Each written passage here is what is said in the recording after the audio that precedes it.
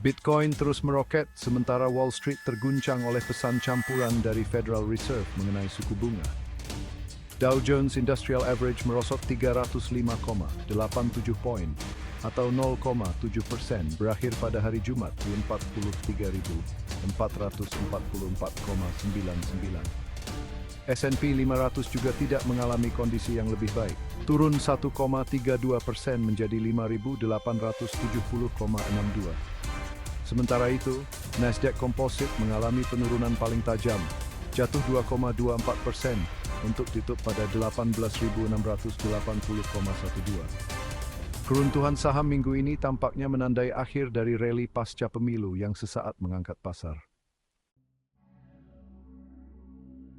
Pendekatan tunggu dan lihat Fed mengirim Wall Street ke dalam spiral.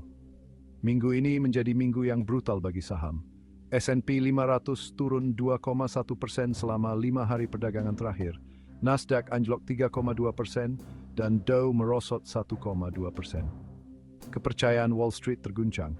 Para trader yang mencari kejelasan justru disambut dengan jaminan yang samar, membuat pasar berdarah merah. Ketua Federal Reserve Jerome Powell menyatakan nada hati-hati pada hari Kamis, mengatakan bahwa bank sentral tidak terburu-buru untuk menurunkan suku bunga. Ia menegaskan bahwa pertumbuhan kuat ekonomi AS memberikan kebebasan bagi para pembuat kebijakan untuk mengambil keputusan dengan hati-hati. Ekonomi tidak menunjukkan sinyal bahwa kita perlu terburu-buru menurunkan suku bunga, kata Powell, berbicara kepada para pemimpin bisnis di Dallas. Kekuatan yang saat ini kita lihat dalam ekonomi memberi kita kemampuan untuk mendekati keputusan kita dengan hati-hati.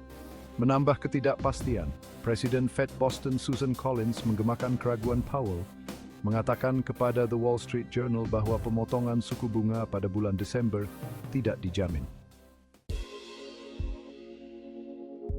Data ekonomi tidak membantu menenangkan keadaan.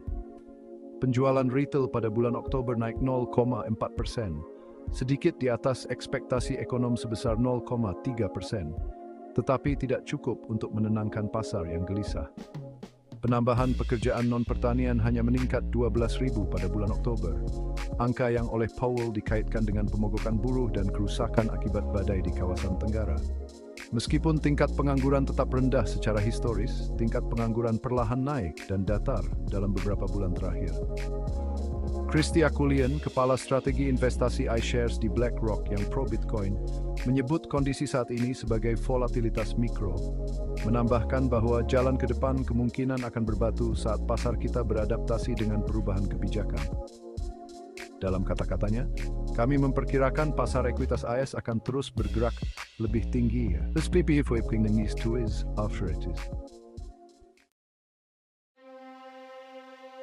Pengumuman Presiden terpilih Donald Trump tentang skeptis vaksin Robert F. Kennedy Jr. sebagai pilihannya untuk memimpin Departemen Kesehatan dan Layanan Masyarakat mengakibatkan SPDR S&P Biotech ETF turun lebih dari 5% minggu terburuknya sejak 2020. Amgen dan Moderna termasuk yang paling terkena dampak, turun masing-masing 4,2% dan 7,3%.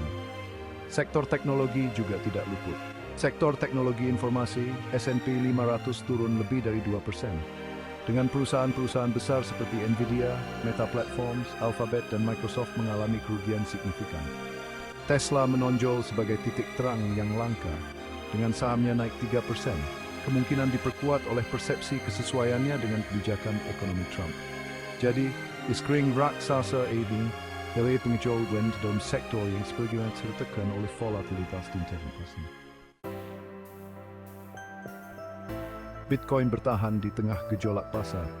Sementara saham anjlok, Bitcoin terus meroket, stabil di atas $90.000. Cryptocurrency ini telah melesat 32% sejak hari pemilu dan kini mendekati $100.000. Para analis mengatakan ini baru awalnya. Dhaval Joshi, analis di BCI Research, memprediksi harga Bitcoin dalam jangka panjang dapat melebihi $200.000. Dia mengaitkan ini dengan peran-peran Bitcoin sebagai aset tidak dapat disita, sebagai perlindungan terhadap hiperinflasi, keruntuhan perbankan, dan intervensi pemerintah. Joshi membandingkan Bitcoin dengan emas, mencatat daya tariknya yang semakin meningkat sebagai penyimpan nilai. Bitcoin, dengan nilai pasar 1,5 triliun dolar, mencakup kurang dari 10% dari total pasar aset yang tidak dapat disita, katanya. Seiring dengan meningkatnya pangsa Bitcoin di pasar ini, dan pasokan Bitcoin yang mencapai batas atas, harga Bitcoin memiliki potensi kenaikan yang substansial. Minggu ini saja, Bitcoin mencatatkan kenaikan 16%, meskipun setelah jeda singkat pada rally di hari Selasa. Kenaikan ini didorong oleh kombinasi faktor, termasuk peningkatan adopsi dan persepsinya yang independen dari sistem keuangan tradisional. Apakah korelasi BTC-DAO sudah menjadi masa lalu? Menariknya, hubungan Bitcoin dengan pasar tradisional telah berubah. Pada bulan September, korelasi antara Bitcoin dan indeks saham besar mencapai puncak sepanjang masa sebesar 50%. Secara historis, Bitcoin dianggap tidak berkorelasi dengan aset tradisional, tetapi narasi itu telah berubah secara dramatis. Peristiwa seperti pandemi COVID-19 dan penurunan ekonomi telah menunjukkan bahwa Bitcoin dan saham bergerak seiring, terutama selama periode ketidakpastian.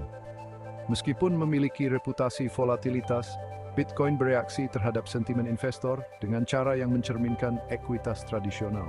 Misalnya, kedua pasar cenderung mengalami penurunan selama periode ketidakpastian saat investor kembali berlindung pada aset yang lebih aman seperti emas.